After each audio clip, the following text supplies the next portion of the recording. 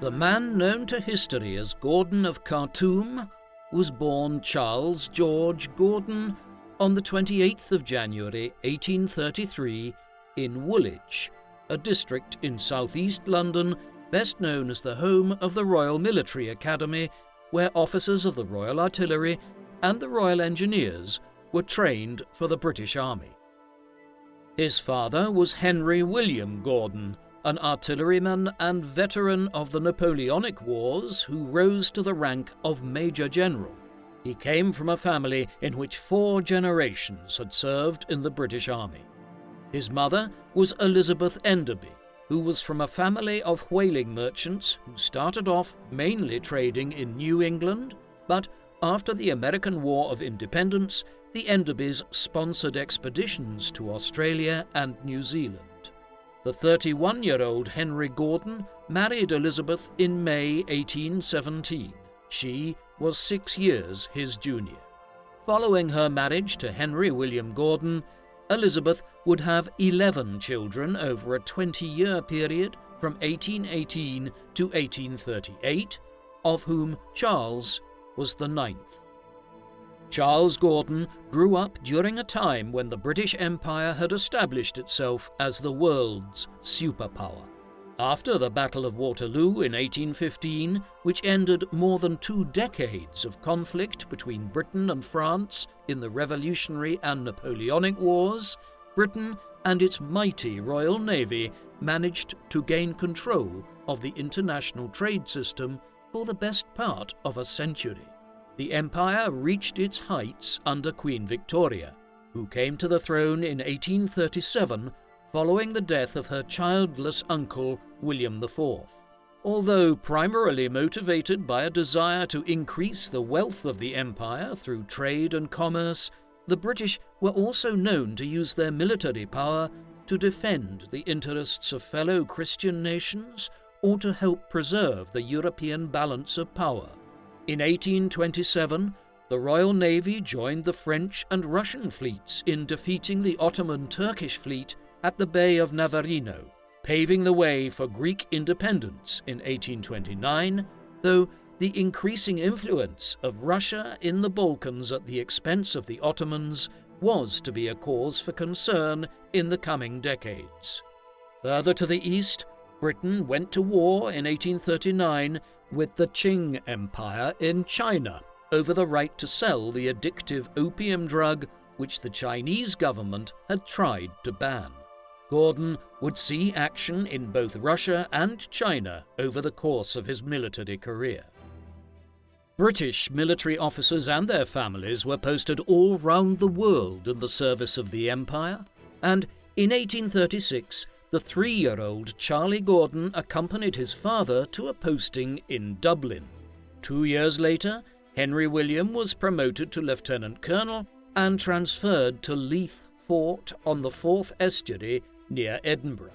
In 1840, Colonel Gordon was moved to the island of Corfu in the Ionian Islands, which had become a British protectorate since the Battle of Navarino and would remain under British control until 1864. The Mediterranean climate was a pleasant change from the gloomy weather of the British Isles, and Charles and his siblings enjoyed exploring the island, thereby learning more of the island's ancient origins as the Greek colony of Corcyra, and its more recent existence as an outpost of the Venetian Maritime Empire until its conquest by Napoleon in 1799. The Gordon children also received lessons from an English tutor alongside readings from the Bible and other religious texts from their mother for 2 or 3 hours a day. Charles Gordon's Mediterranean stay ended after 3 years when, in 1843, at the age of 10, his parents decided to send him to school in England.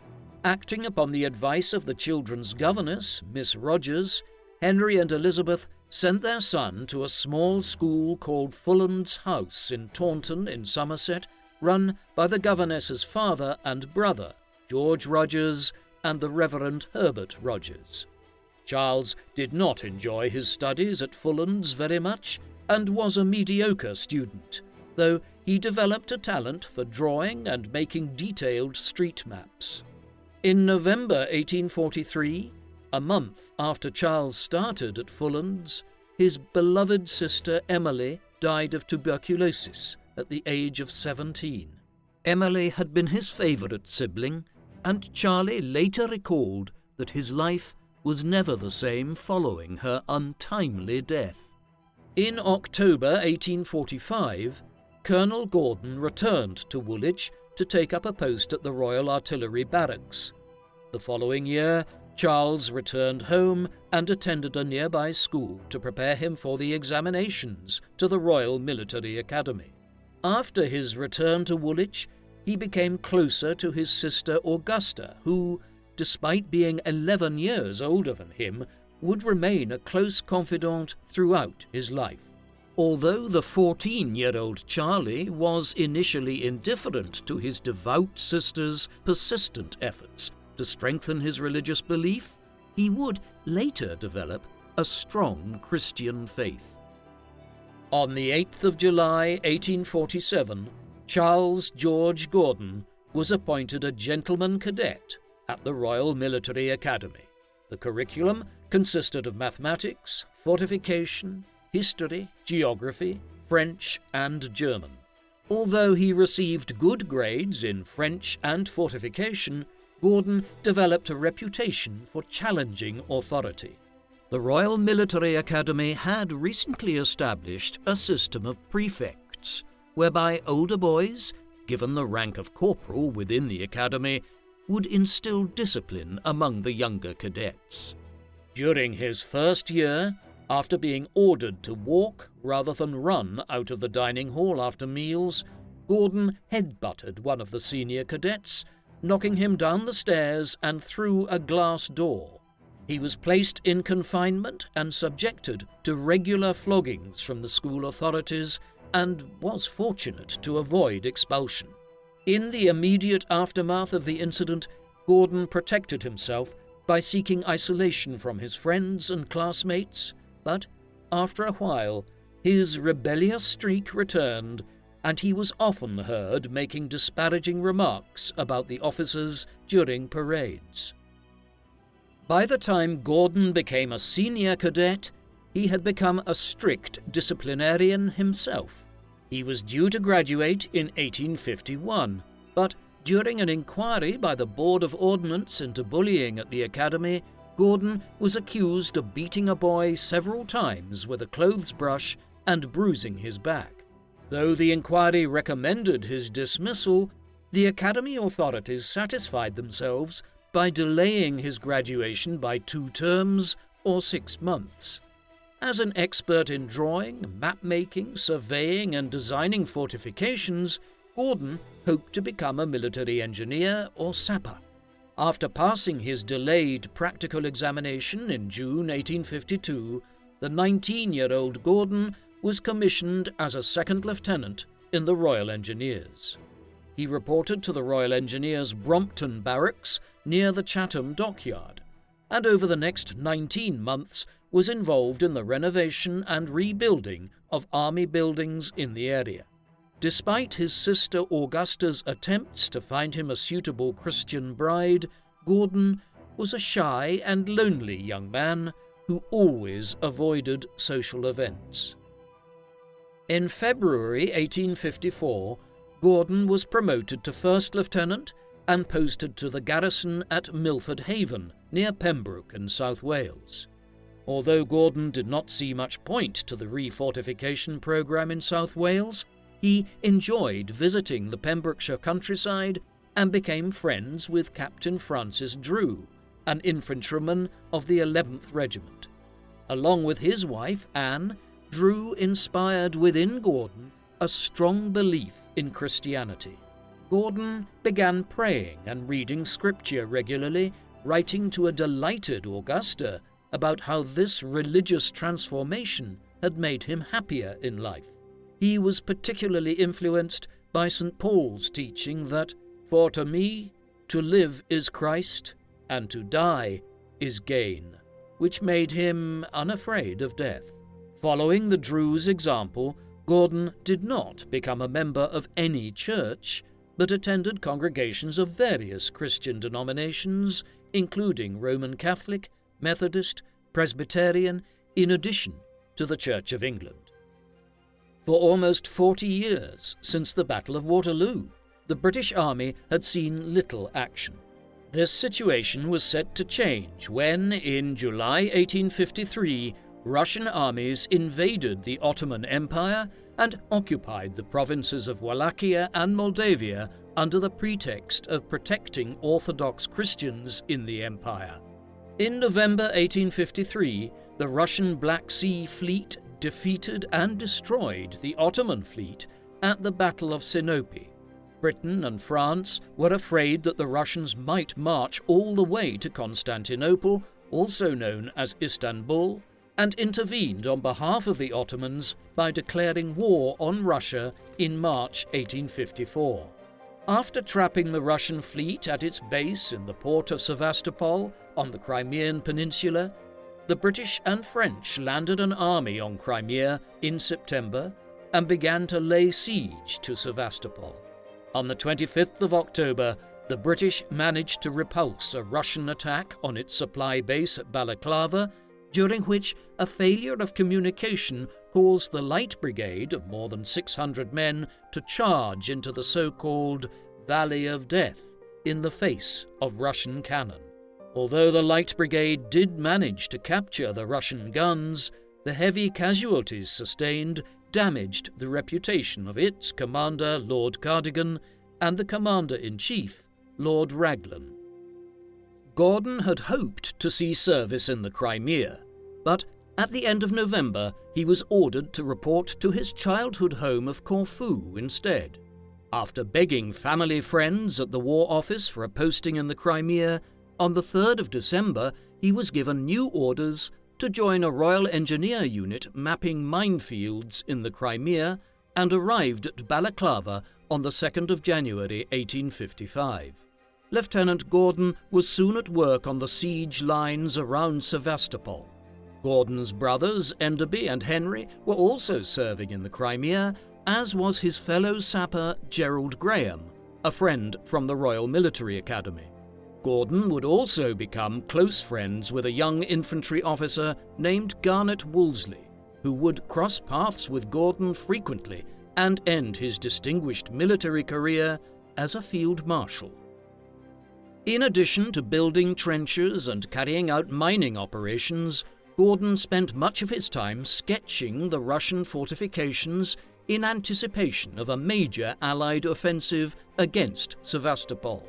In order to present an accurate picture of the Russian defences, Gordon often found himself exposed to enemy fire, and in late March he was struck by a spent ball fired from a Russian picket. On the 18th of June, the 40th anniversary of the Battle of Waterloo, the British and French infantry launched the offensive, seeking to capture the great Redan and Malakoff fortresses protecting the southern approaches to Sevastopol. Though Gordon expected the port city to fall within 10 days, the Russians mounted a successful defence, inflicting more than 1,400 British and 6,000 French casualties. The failed offensive is said to have contributed to the death of Lord Raglan on the 28th of June. Seeking to take advantage of the Allied setback, on the 16th of August, a Russian army of almost 60,000 men sought to attack the Allied bases to force them to abandon the siege. They were met at the Chernea River by almost 30,000 Frenchmen, along with 10,000 Italians from the Kingdom of Sardinia-Piedmont, which had joined the Allies in an attempt to obtain British and French diplomatic support for the cause of Italian unification. The Russian defeat encouraged the Allies to make a further assault on the fortifications outside Sevastopol in early September. In the aftermath of the first offensive against the Redan, Gordon remained in the trenches for 34 consecutive days, helping to maintain the condition of the British trenches and continuing to gather intelligence and make sketches of the Russian defences. On the 5th of September, Gordon witnessed the Allied bombardment of the 2 Russian redoubts, and on the 8th, the Malakoff fell to the French. Gordon accompanied the less successful British attack on the Great Redan, but after the French success at Malakoff, the Russians chose to evacuate the southern part of the city, blowing up their powder magazines in the process. On the 9th of September, the Allies captured the city after a year-long siege, effectively bringing an end to the war. In the meantime, Gordon joined a 9,000-man army which supported a naval action that destroyed the Russian fortress of Kinburn on the mouth of the Dnieper River on the 17th of October. After returning to Sevastopol, Gordon spent the next 4 months with his friend Gerald Graham mining and destroying what remained of the city's military installments. During this time, Gordon befriended Romolo Gessi, a military interpreter attached to the Piedmontese army. In March 1856, the Crimean War ended with the signing of the Treaty of Paris. For his service during the war, Gordon was awarded the French Légion d'honneur, the coveted Order of Merit established by Napoleon in 1802. As part of its terms, the Treaty of Paris established the Kingdom of Romania, an autonomous political entity within the Ottoman Empire. The treaty established an international commission to survey the new border between Russia and Romania. In recognition of his drawing and map-making skills, Gordon was appointed to the 3-man British delegation headed by Colonel Edward Stanton. In May, Gordon went to Romania with his friend Gessi, who planned to visit his widowed mother in Bucharest. Though Gordon could speak French to the Romanian elite, the polyglot Gessi served as an invaluable interpreter among the peasantry. From his base at the port of Galati on the Black Sea, Gordon spent almost a year mapping out the new frontier in Bessarabia, the region divided between modern-day Moldova and southwestern Ukraine. After the survey was completed in the spring of 1857, Gordon reported to the British Embassy in Constantinople, where he was assigned to a commission to demarcate the border between Russian Armenia and Ottoman Armenia. Accompanied by a half-Turkish, half-Kurdish officer in Ottoman service who insisted on being called Robert, Gordon charted the mountainous terrain and enjoyed a toboggan ride down the slope of Mount Ararat, the place where Noah's Ark is supposed to have landed at the end of the Great Flood. In addition to his detailed drawings, Gordon also used a camera to document the people and the terrain in Armenia, and he was elected to the Royal Society of Geography the following February for his work as a surveyor and photographer. After returning to England in late summer, he spent the winter with his parents, who had moved to Southampton in their retirement. In the spring of 1858, he returned to Armenia, where he and Robert were joined by a Russian officer, Colonel Kleb. While taking measures to keep the Ottoman and Russian officers as far apart from each other as possible, Gordon noticed that many of the stone cairns he used to demarcate the border had been removed by local farmers during his absence. By the time the work was complete again in November, several cairns had already disappeared, prompting Gordon to return to Constantinople begging not to be assigned such a task ever again.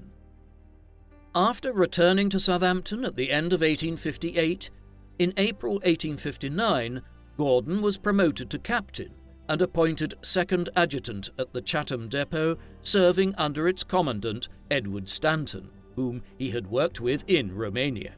Gordon served in this post for around a year, but became bored and petitioned the War Office to be assigned to active service in China, a request that was granted in July 1860.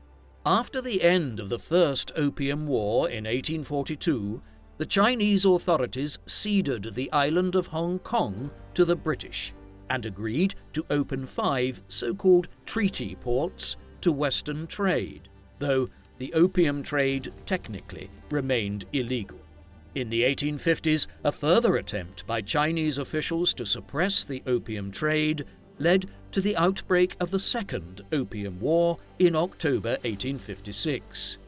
After an Anglo-French army captured the port of Canton or Guangzhou on the 1st of January 1858, the Chinese signed a peace treaty in Tianjin in June, opening up a further 10 treaty ports to Western trade, legalizing the opium trade, and allowing Western merchants and missionaries to travel to the Chinese interior. When hardline ministers in the Chinese court deplored the concessions and encouraged the Jianfeng Emperor to continue fighting, a second round of hostilities began in 1859 when the Europeans attacked the Taku forts near Tianjin.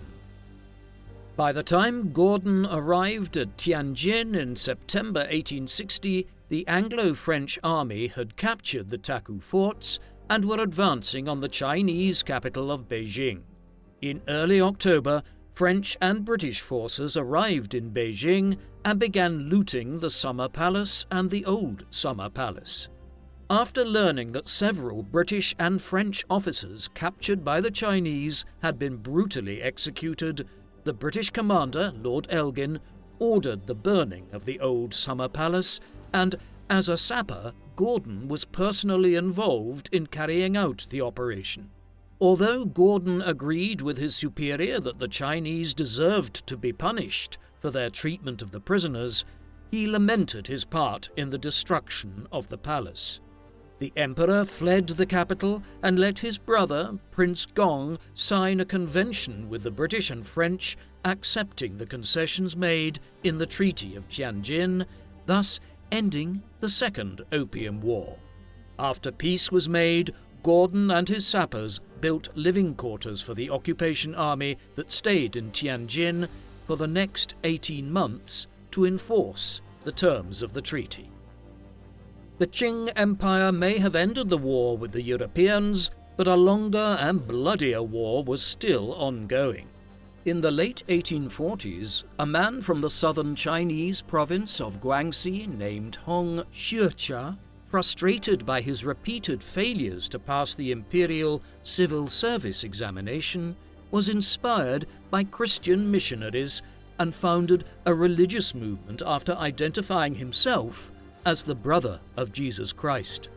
Hong's teachings brought him and his followers into conflict with the Qing authorities, and in January 1851, Hong proclaimed the creation of the Taiping Heavenly Kingdom, with himself as Heavenly King. With more than 500,000 peasant soldiers in their ranks, in March 1853, the Taiping rebels captured the former capital of Nanjing on the Yangtze River, which Hong made his new capital. Aiming to capture the capital of Beijing and topple the Qing Emperor, the Taiping launched offensives to the north and the west in May. By October, the rebel armies had reached Tianjin, only 100 miles from the capital, but a successful counterattack by the Imperial army stalled the onslaught. With Nanjing besieged by Qing armies, the Taiping leadership began fighting among themselves, and Hong purged several of his senior lieutenants over the next few years. Nevertheless, in May 1860, the Taiping armies managed to break the siege of Nanjing and invaded Jiangsu and Zhejiang provinces, capturing the ancient capital of Hangzhou and the city of Suzhou by June. By the summer of 1860, the Taiping rebels were threatening the treaty port of Shanghai, a city of 300,000 which was home to a large community of Western merchants. Back in England, Gordon had been sympathetic to the Taiping cause due to its Christian influences, but when he stopped briefly in Shanghai en route for Tianjin, he witnessed the atrocities committed by the Taiping against the local peasantry and quickly changed his mind. The American sailor Frederick Townsend Ward organized a small band of 200 Western mercenaries armed with modern weapons to assist the Qing soldiers defending Shanghai. Over time, Ward recruited local soldiers to his small army which remained under the command of Western officers. After winning several skirmishes against the Taiping, in March 1862 the Qing government bestowed the honorific title of the Ever-Victorious Army on Ward's small force. The same month, Gordon was sent to Shanghai as part of a 1,000-man force led by his brother Henry's brother-in-law, General Charles Stavely, which would bolster the ranks of the ever-victorious army. Gordon arrived in Shanghai in May as the head of Stavely's engineers and began to examine the weaknesses of the Taiping defences, leading attacks to capture several fortified towns in the vicinity of the city. In September, Ward was killed at the Battle of Suzhou and replaced by fellow American Henry Burgvine. The new American commander alienated the Chinese, and in January 1863, Li Hongjiang, the imperial governor of Jiangsu province, proposed that Gordon should take command of the ever-victorious army. After receiving permission from the British government to serve under foreign command, on the 25th of March, the 30-year-old Major Charles Gordon took command of the ever-victorious army, whose ranks had swelled to almost 4,000 men. The ever-victorious army's immediate objective was to recapture Suzhou from the rebels. Within days of taking command, he sought to improve the discipline of the men by providing them with uniforms and conducting regular drills. Though Gordon's strict methods led to desertions from the ranks, he also added to his contingent by recruiting hundreds of dissatisfied Taiping soldiers. Gordon was critical of Chinese tactics to launch frontal attacks against the enemy, and with his detailed understanding of the topography, he sought to utilize the canal network in southern Jiangsu to support attacks at key strategic points in the enemy flank and rear. Assisted by a fleet of steamers and Chinese junks, in April, the ever-victorious army successfully recaptured the towns of Changshu and Taikang from the rebels. During both battles, Gordon exhibited considerable bravery under fire, and his inspirational leadership in the Taiping War would earn him the nickname Chinese Gordon in the British press. Gordon's instructions forbidding his men from looting led to mutiny on the 4th of May, which was firmly suppressed. Li Hongjiang was impressed by Gordon's integrity, considering him superior in manner and bearing to any of the foreigners whom I have come into contact with. At the end of May, Gordon attacked the town of Kunshan, which protected the eastern approaches to Suzhou.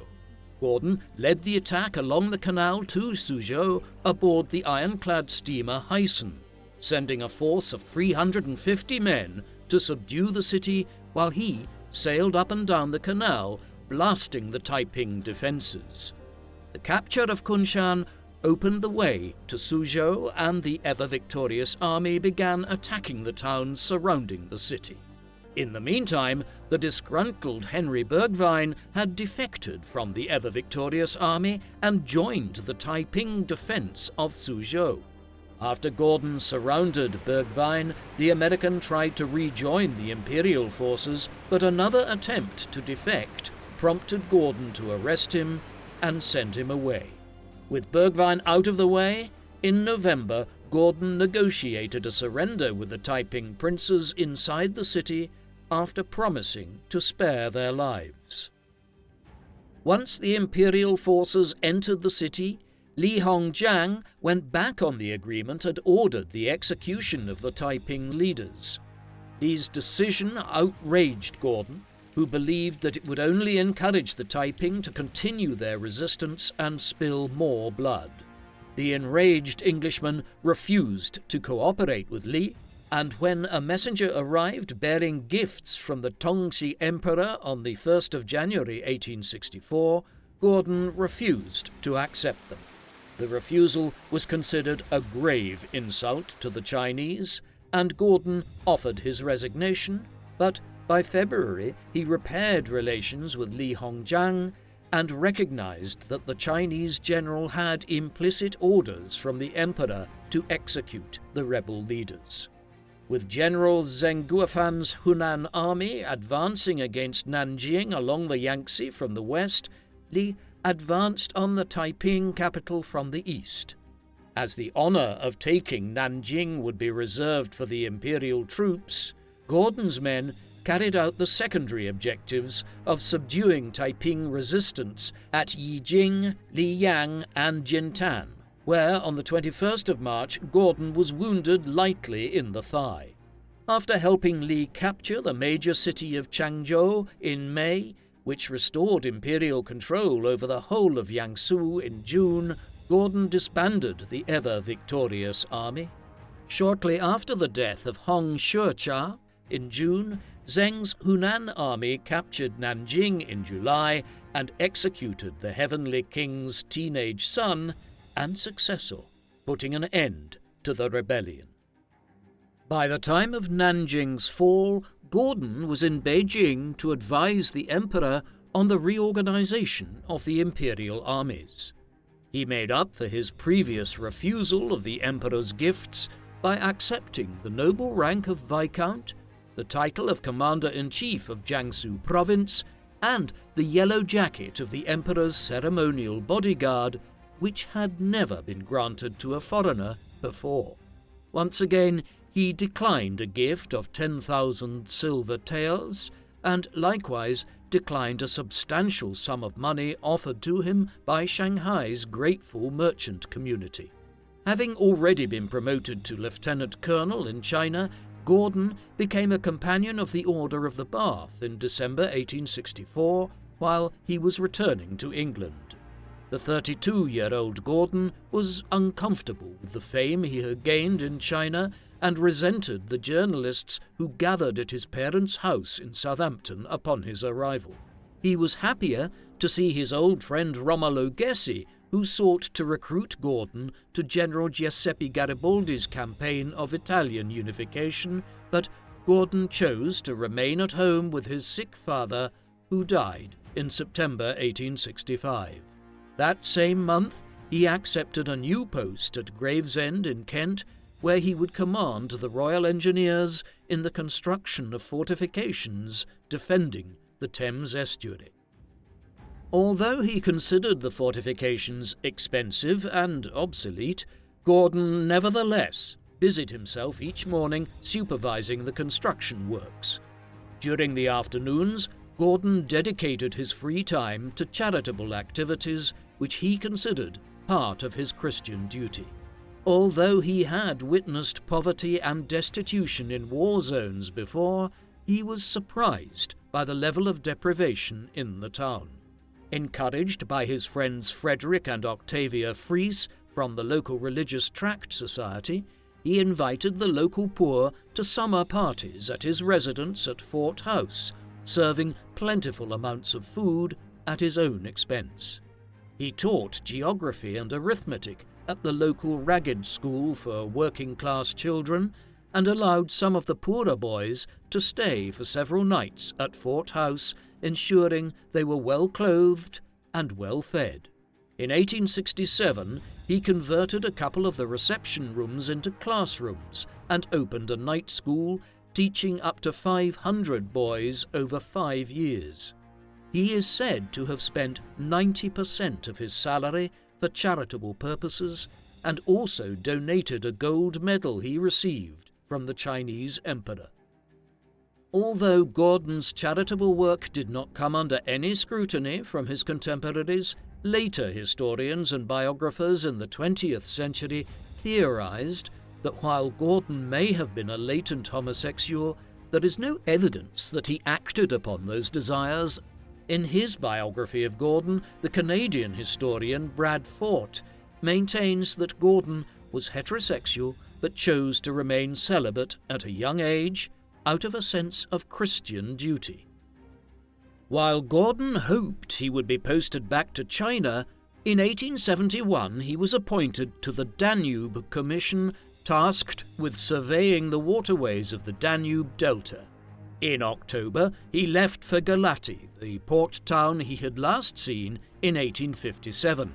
While he found the work rather dull, he was glad to stay with Romolo Gessi in Bucharest and enjoyed his travels throughout the Romanian countryside. After promotion to colonel in February 1872, Gordon went to the Crimea in the summer to examine the condition of the British military cemeteries on the peninsula, and on his way back in September, he stopped off at Constantinople for dinner with the British ambassador to the Ottoman Empire.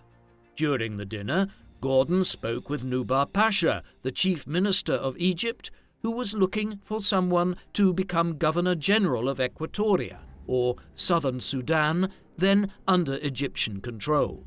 The incumbent, another Englishman named Sir Samuel Baker, had been unsuccessful in carrying out his instructions to suppress the slave trade along the Nile. Nubar waited until Baker completed his term before making a formal offer in October 1873, which Gordon gladly accepted. After being made a general in the Ottoman army, Gordon departed for Africa on the 28th of January 1874, his 41st birthday. In February, he arrived in Egypt and reported to the Khedive of Egypt, Ismail Pasha. Although nominally a vassal of the Ottoman Empire, since 1805 Egypt was effectively an independent state. In 1798, Napoleon Bonaparte had overthrown the Mamluk rulers of Egypt, but the following year his fleet was destroyed by Lord Nelson at the Battle of the Nile.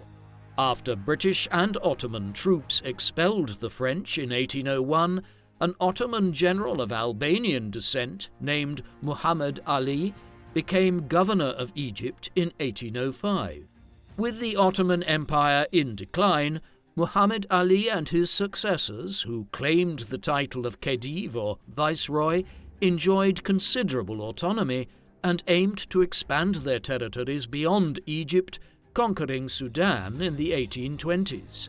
While the British were the primary beneficiaries of a close economic relationship with Egypt, the Khedives employed military officers and civil administrators from all over Europe, a practice encouraged by Ismail Pasha, Muhammad Ali's grandson, after becoming Khedive in 1863.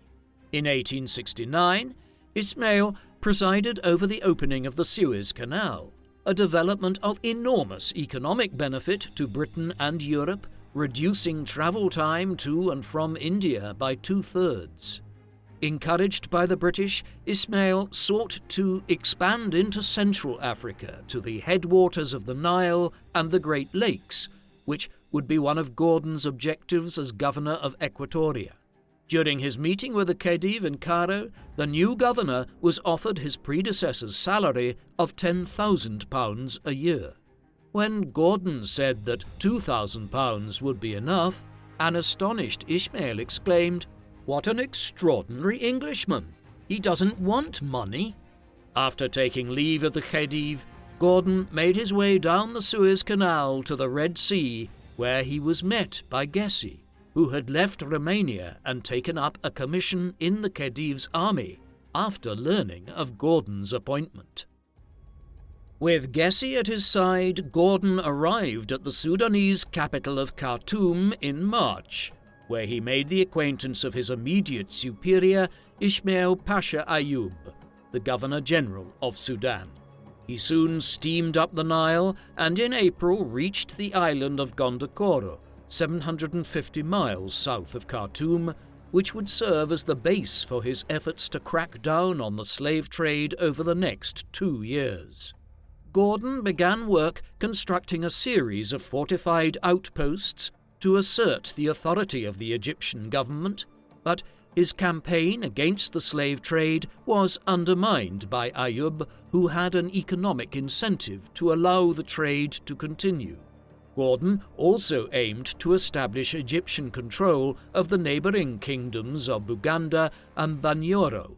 In 1875, he dispatched his American subordinate, Charles Chalailong, to seek submission from King Mutesa of Buganda. Though Chalailong was unsuccessful, he discovered a lake between Lake Victoria and Lake Albert, which he named Lake Ibrahim after Khedive Ismail's father, which was later renamed Lake Kyoga. Gordon was keen to find out whether there was a navigable route between the lakes and dispatched Gessi to circumnavigate Lake Albert. In July 1876, Gordon was leading his own expedition from Lake Albert along the Nile to Lake Kyoga when he received news that King Mutesa had taken 140 Egyptian soldiers hostage after inviting them to build a fort in his capital. Gordon responded by dispatching one of his men to negotiate an agreement with Mutesa to secure the release of the Egyptians while allowing Buganda to retain its independence. Having accomplished all he could in suppressing the slave trade in Equatoria, Gordon left in October and informed the Khedive of his intention to resign his governorship. Before returning to England for the winter, the Khedive persuaded him to reconsider, and in the absence of any new offers of employment, he returned to Egypt in February 1877. Gordon had requested the governorship of the whole of Sudan from the Khedive, which was readily granted after lobbying efforts from his friend Gerald Graham. In accordance with his newly elevated status, Gordon was awarded the honorific title of Pasha and became a field marshal in the Ottoman army. With orders from the Khedive to eradicate the slave trade and improve internal communications in Sudan, Gordon arrived at Khartoum at the beginning of May. Within weeks, he instituted a series of reforms, abolishing public flogging, disbanding the Bashi Bazouks, unpopular local Turkish militia, and placing a box at the door of the governor's palace to receive petitions from the populace. On the 19th of May, Gordon left Khartoum for the Arab-dominated western districts of Darfur and Kordofan, the heartland of the Sudanese slave trade. Gordon proposed the gradual abolition of slavery by forcing slaveholders to register their slaves by the 1st of January 1878, with complete abolition scheduled for 1889.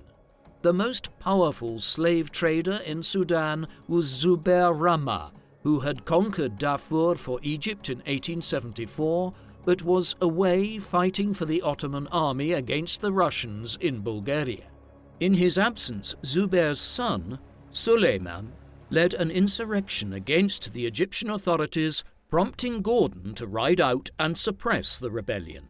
On the 2nd of September, Gordon and a small entourage appeared, unannounced, amongst Suleiman and his 3,000 rebels and ordered them to submit in return for positions within the Egyptian administration.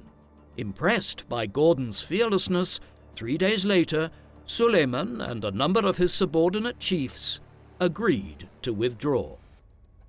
Not long after Gordon returned to Khartoum in January 1878, he was summoned to Cairo to advise the Khedive on his mounting financial problems. Ismail Pasha had spent heavily on cultural and infrastructure projects and brought Egypt to the brink of bankruptcy. Having begun his reign as Khedive with a national debt of £3 million, by 1876 the figure had risen to £81 million, and half of the country's income was being used to service interest payments to European bondholders. In 1875, the Khedive sold Egypt's 45% stake in the Suez Canal for £4 million to the British government, which increased its scrutiny of Egyptian government finances.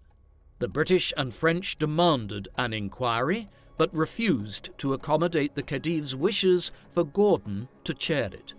Gordon's suggestion to suspend interest payments for a year and prioritize the pay of government officials and soldiers was dismissed by the chair of the inquiry, Major Evelyn Baring. Instead, the commission seized the Khedive's personal estates and limited his powers to that of a constitutional sovereign, with Nubar Pasha as prime minister. In June 1879, Ismail was pressured by the British and French to abdicate in favour of his son, Tewfik Pasha, and went into exile. Gordon had left Cairo in March 1878, and by June he was back in Khartoum to carry out administrative reforms in order to stabilise Sudan's finances. In July, he received word that Suleiman Rahma was leading another rebellion in the province of Bahr el-Ghazal, where he had been appointed vice-governor. Gordon dispatched Gessi to the southern province to suppress the rebellion, and over the next 6 months the Italian officer achieved a string of victories which weakened the rebels. After Suleiman appealed for reinforcements from Darfur and Kordofan, Gordon set out from Khartoum in March 1879, headed for Suleiman's headquarters at Shaka. Closely pursued by Gessi from the south, Suleiman retreated to Shaka, where Gordon was closing from the northeast. After meeting with Gessi at the end of June, Gordon returned to Khartoum while Gessi completed the task of capturing and executing Suleiman in the middle of July. With the elimination of Suleiman, the slave trade in Sudan was broken up. Gordon considered his mission complete and left Khartoum in August, preparing to resign. After an ill-fated attempt at the end of the year to negotiate a border dispute with the king of Abyssinia, modern-day Ethiopia, Gordon tendered his resignation to Khedive Tewfik in January 1880 and returned to England. After 5 years in Africa, the exhausted Gordon decided to spend 2 months resting in Switzerland. By the time he returned to England in April, he had received an offer from King Leopold II of Belgium to serve as Viceroy of the Belgian Congo, as well as another to become Governor of Cape Colony in South Africa. In May, Gordon accepted an appointment as Private Secretary to the new Viceroy of India, the Marquis of Ripon, but submitted his resignation within a couple of days of his arrival at Mumbai. Almost immediately, Gordon was invited to China by Sir Robert Hart, a British diplomat who had served as the head of China's customs service since 1863. China and Russia were on the brink of war over the northwestern province of Xinjiang, and Gordon was asked to advise the Chinese government on military preparations. Fearing that Gordon would take command of a Chinese army against Russia, the British government ordered him to stay put in Hong Kong. After ignoring the order, Gordon indicated that he was prepared to resign from the British Army rather than abandon China. When he arrived in Beijing in August, Gordon urged the Chinese ministers to seek a diplomatic solution, warning that the Russian Pacific Fleet would seize Tianjin and threaten the capital.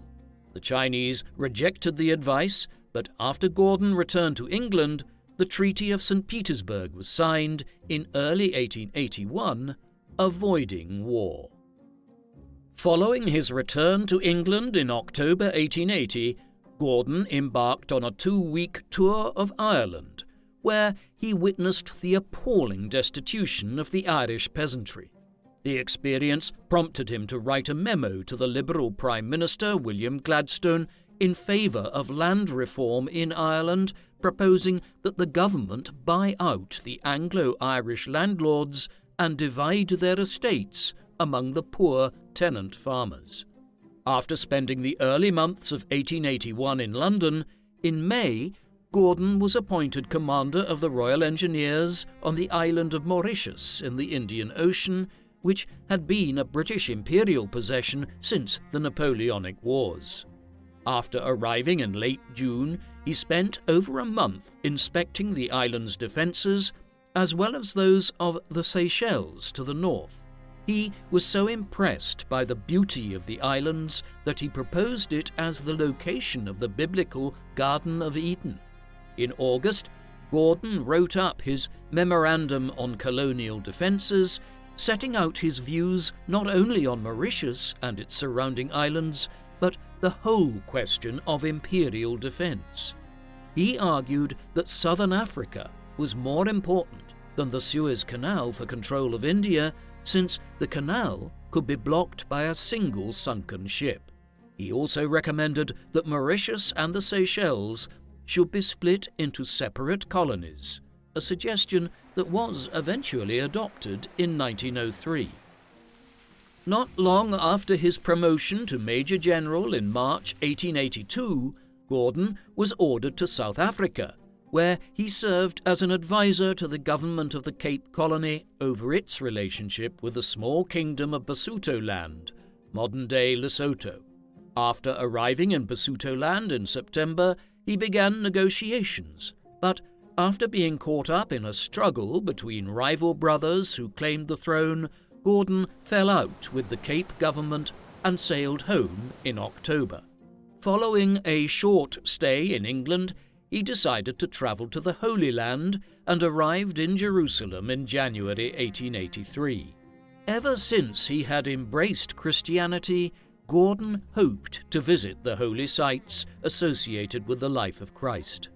He was particularly interested in determining the location of Golgotha, the site of Christ's crucifixion and resurrection.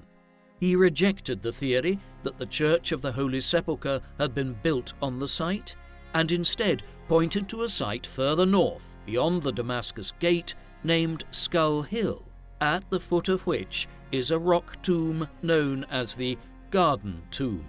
After Gordon advanced this theory in his book Reflections in Palestine, published the following year, the site was given the nickname Gordon's Calvary.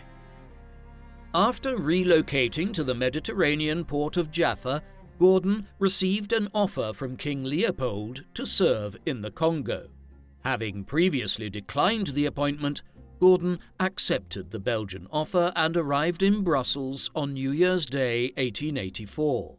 After meeting Leopold and agreeing to depart for the Congo in early February, Gordon returned to England to formally resign his commission from the British Army. However, his plans would change dramatically due to recent developments in Egypt and Sudan. Following the deposition of Ismail Pasha, Egypt had effectively become a British vassal. Many Egyptians protested against European rule, and in February 1882, Colonel Ahmed Urabi led a revolt demanding equality for the Egyptians and a parliamentary government. With the revolt engulfing the whole country, Khedive Tewfik invited Urabi into his cabinet, and by July he had effectively become Prime Minister after the Khedive fled to Alexandria, then under French protection. After anti-Christian riots in Alexandria prompted the French fleet to leave, the Royal Navy bombarded the Egyptian port, and in September, an army commanded by Gordon's friend General Garnet Wolseley decisively defeated Urabi's forces at the Battle of Tel el-Kebir and marched into Cairo to restore the Khedive. Although the Urabi revolt had been suppressed, a larger revolt was underway in Sudan, led by the religious leader Muhammad Ahmed, who proclaimed himself the Mahdi, an Islamic Messiah. In the summer of 1883, the British advisors to the Khedive organized an army of 8,000 Egyptians under the command of Colonel William Hicks to defeat the Mahdi. After being lured into Kordofan in early November, Hicks confronted the Mahdi's army of 40,000 men at the Battle of Shekan, near the town of El Obeid. The Egyptians were annihilated, and fewer than 500 survived the battle, while Hicks had his head cut off and placed on a spike at the Mahdi's headquarters at El Obeid. The humiliating defeat left the Mahdi in control of almost the whole of Sudan, prompting the British and Egyptian governments to make the decision to abandon the garrisons in Sudan and evacuate all the Europeans and Egyptians who wanted to leave. On the 4th of January 1884, while still in Brussels, Gordon received a letter from Sir Garnet Wolseley urging him not to go to the Congo and inviting him for a discussion at the War Office about the situation in Sudan. On the 8th of January, the day after his return to England, Gordon spoke to W.T. Stead, the editor of the Pall Mall Gazette. After initial reservations, he began to share his views about the Sudan crisis. He argued that the Mahdi's popularity was due to poor governance by the Egyptian authorities and did not believe his supporters were primarily motivated by his religious message.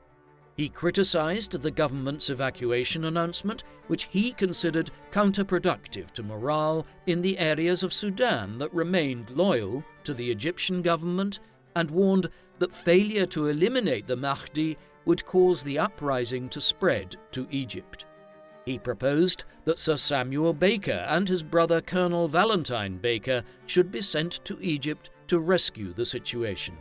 Stead took a few liberties in his reporting, and the article came out on the 9th under the headline, "Chinese Gordon for the Sudan," making Gordon the popular choice for the mission. On the 15th of January, Gordon met Wolseley at the War Office, where the latter proposed sending Gordon to Sudan to report on the military situation there, provided Sir Evelyn Baring, the British Consul General in Cairo, approved of his appointment. On the 16th, Gordon went to Brussels, but was recalled to London the following day by Wolseley with news that Baring had agreed to his assignment. After an uncomfortable meeting informing the Belgian king that he was obliged to answer the call of his country, but would happily go to the Congo afterwards, Gordon arrived in England on the morning of the 18th. From his country estate at Harden, Gladstone believed that Gordon's role was merely to advise the government on what should be done, and the government was not bound by his recommendations. However, when he met with 4 cabinet ministers on the 18th, Gordon was informed that he was to organise the evacuation himself. Although the ministers had reservations about appointing a man to lead an operation he opposed, the government felt it had no choice other than to agree to the demands of public opinion and to send Gordon back to Sudan. That evening, Gordon left London and arrived at the Egyptian port of Port Said on the 24th of January. He had planned to sail down the Suez Canal and head to Khartoum immediately, but was persuaded by Baring and Gerald Graham to call on the Khedive in Cairo, where he was reappointed Governor-General of Sudan. While in the Egyptian capital, Gordon met Zubair Rahma, the former slave boss whose son had been executed on Gordon's orders 5 years earlier. Despite their disagreements, Gordon believed that Zubair could reactivate his tribal networks and challenge the Mahdi's control of Sudan. At a meeting with Baring and Egyptian officials on the 26th of January, Gordon proposed taking Zubair with him to Khartoum, but the request was denied. That same night, a disappointed Gordon left Cairo and arrived at Khartoum on the 18th of February. Gordon's instructions from Baring were to save lives and property while establishing some rough form of government which will prevent anarchy and confusion. On his way to Khartoum, Gordon's mood swung between optimism and pessimism, confident that the Mahdi's hold on Sudan could be easily broken, but regretting that Zubair was not available to help him restore order. At a gathering of local leaders in the northern Sudanese town of Berber a few days before his arrival in Khartoum, Gordon made public the Khedive's proclamation of Sudan's independence and the evacuation of the Egyptian army. Gordon hoped that this would encourage the Sudanese leaders to accept his authority with the promise of self-government afterwards, but instead, the Sudanese felt abandoned and defected to the Mahdi, the exact outcome he had predicted during his interview with Stead in January. Following this setback, Gordon changed tack and wrote to the Mahdi, offering to make him Sultan of Kordofan under his authority as Governor-General. Unsurprisingly, the Mahdi reacted with contempt and sent back a reply asking Gordon to convert to Islam. After his previous doubts about the religious nature of the Mahdist Uprising, it was becoming increasingly clear that the Mahdi and his followers were fighting an Islamic jihad. Gordon received a rapturous welcome upon his arrival at Khartoum, a city of more than 40,000, including a garrison of 9,000 men. Gordon ordered the city gates to be opened, burned debt records, and freed the prisoners. In late February, Gordon began evacuating women and children from Khartoum down the Nile in government steamers. He entrusted the defense of the city to local Sudanese troops rather than the unreliable Egyptians or the hated Turkish militia. In late February, he sent a telegram to Behring in Cairo, informing him of Stuart's expedition to attack rebels to ensure the evacuation could carry on unhindered. However, when the message reached London, Gordon created the impression that he was taking matters into his own hands and planned to fight the Mahdi. In the meantime, Gordon continued to ask permission for Zubair to join him in Khartoum, and Behring eventually agreed. However, when the news reached London, the government bowed to pressure from the Anti-Slavery Society and decided to keep Zubair in Cairo. In response to this final refusal in early March, Gordon informed Behring that it would be impossible to establish a stable government in Sudan and proposed to leave things up to the Egyptians after the evacuation was complete. By ending the message, "If Egypt is to be quiet, Mahdi must be smashed up," Gordon once again gave the impression to London that he was planning to do battle with the Mahdi. After successfully evacuating 2,500 civilians from Khartoum, by the middle of March, the Mahdi's men began to lay siege to the city and cut off Gordon's telegraph line. While Gordon was increasingly isolated in Khartoum, a revolt had broken out in eastern Sudan among the Hadendoa tribe, led by Osman Digna. In early February, Colonel Valentine Baker's 3,000 Egyptians were defeated at El Teb by 1,000 Hadendoa warriors, whom the British nicknamed Fuzzy Wuzzies, whilst throughout the conflict the Mahdist forces were known pejoratively as dervishes. A second army of British and Egyptian soldiers commanded by Gerald Graham defeated Digna and sought to advance to Berber and Khartoum to link up with Gordon. But the British government ordered Graham to return to Egypt after insisting that Gordon was free to leave Khartoum whenever he wanted. However, by the 12th of March, thousands of Mahdists approached from the north, leaving Gordon surrounded. With limited food and money, Gordon attempted to keep morale high with regular displays from military bands, and he continued to inspect the garrison and its defences every morning. The Mahdi and the bulk of his army was besieging Berber, and the Mahdists outside Khartoum were only 6,000 strong. Gordon and the garrison still had a good chance of breaking out of Khartoum, but he was unwilling to surrender the city and determined to resist until the British government sent a relief force. After the Mahdi captured Berber in May, all escape routes out of Khartoum were blocked. The British government, believing that Gordon had blundered into the situation himself, resisted calls to send a relief force. While Gladstone expressed a degree of sympathy for the Mahdists in the House of Commons and claimed they are struggling rightly to be free, Queen Victoria urged the Prime Minister to take action. Garnet Wolseley was once again the loudest voice for action, and in early August the government finally authorised Wolseley to lead an expedition, recognising that national honour was at stake and something had to be done.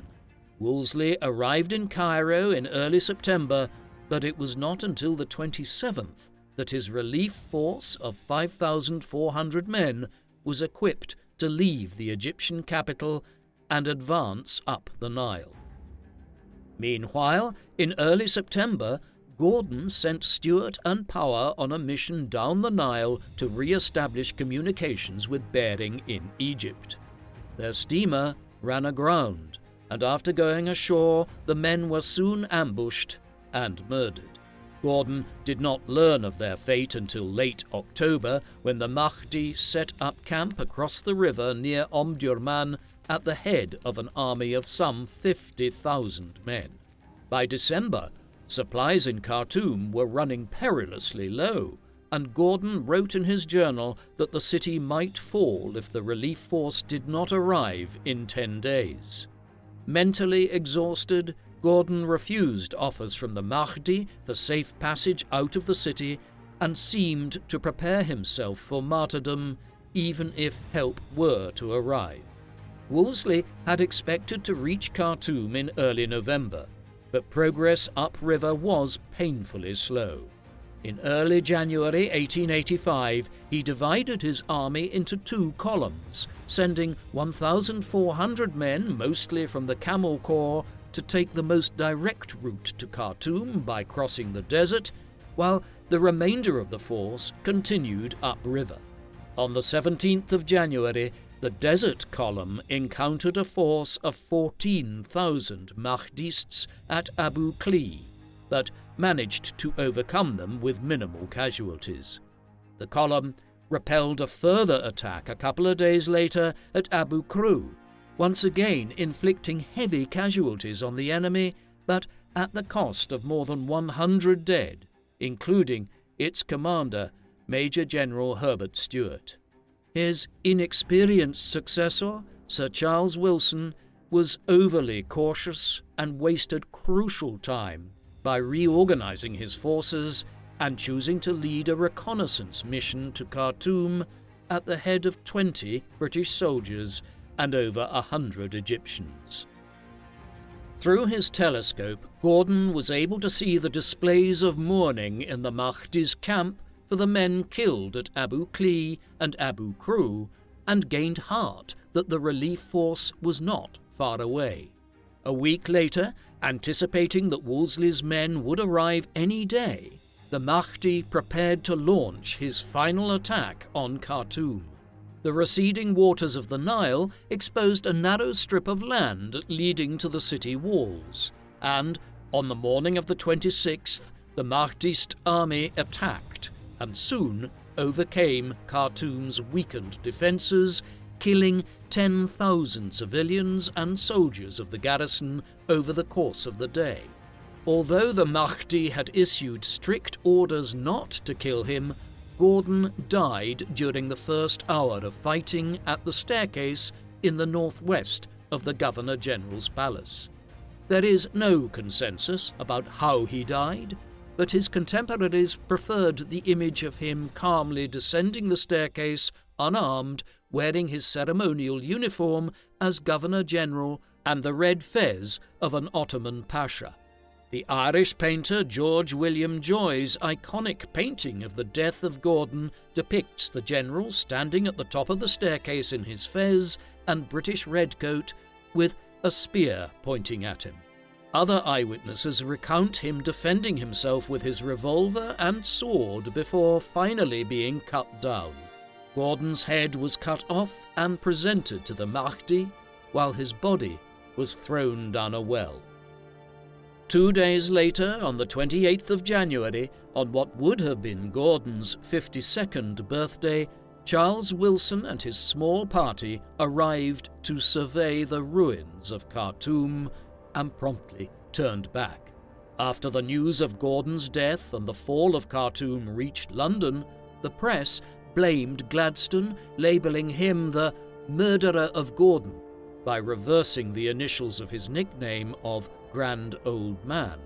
Following his death, Gordon was celebrated in England as a Christian martyr who died a noble death defending the faith against Islam. Charles George Gordon was the fifth generation of his family to serve in the British Army, but the manner of his death at Khartoum made him the most famous of them all. His drawing and surveying skills made him an excellent engineer officer, and after serving with distinction in the Crimea, his skills were often employed by the British government in surveying international borders. In his late 20s, he shot to fame as the commander of the ever-victorious army in China, and his small force made an outsized contribution to the suppression of the Taiping Rebellion in 1864. His strongly held Christian beliefs created a sense of honesty and integrity within him which astonished Li Hongxiang in China and later on Khedive Ismail in Egypt. His Christian faith inspired him to spend much time and money on charitable activities for the poor local children during his 6 years at Gravesend. The final decade of Gordon's life is primarily associated with Egypt and Sudan. In the service of the Khedive of Egypt, Gordon successfully suppressed the slave trade in Sudan, initially in Equatoria and later in the whole of Sudan. After spending the next few years hopping between India, China, Mauritius, South Africa and the Middle East, Gordon returned to Sudan for what would be his final assignment. Having criticized Gladstone's decision to abandon Sudan to the Mahdi, Gordon attempted to evacuate Khartoum while trying to make arrangements for a stable government in opposition to the Mahdi. A combination of Gordon's stubbornness in choosing to remain in the city and the British government's unwillingness to rescue him created the conditions for his death on the staircase in his palace in January 1885 after a siege of more than 300 days, transforming him into a martyr for Christianity and the British Empire. What do you think of Gordon of Khartoum? Was he a brave and talented soldier who could inspire his men to great deeds on the battlefield, or was he a military adventurer who was prone to disobeying his orders and getting himself into trouble? Please let us know in the comment section. And in the meantime, thank you very much for watching.